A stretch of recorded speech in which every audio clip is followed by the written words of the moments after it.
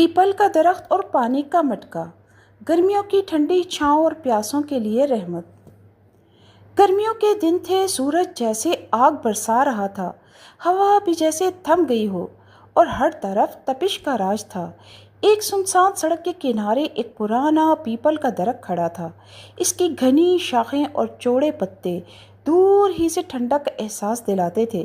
اسی درخت کے نیچے ایک مٹی کا مٹکا رکھا ہوا تھا جو کسی نے وہاں پیاسوں کے لیے پانی بھر کر رکھا تھا۔ مٹکے کے پاس ایک مٹی کا گلاس بھی رکھا ہوا تھا۔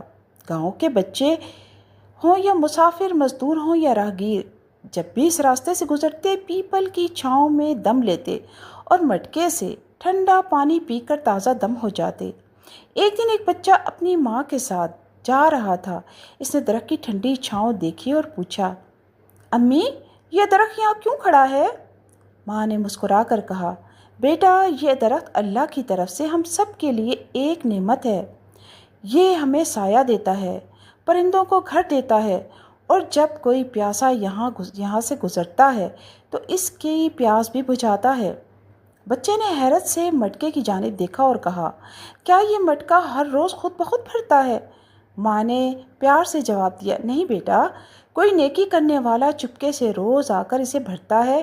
اس کا نام شاید کوئی نہ جانتا ہو، اللہ ضرور اسے جانتا ہوگا۔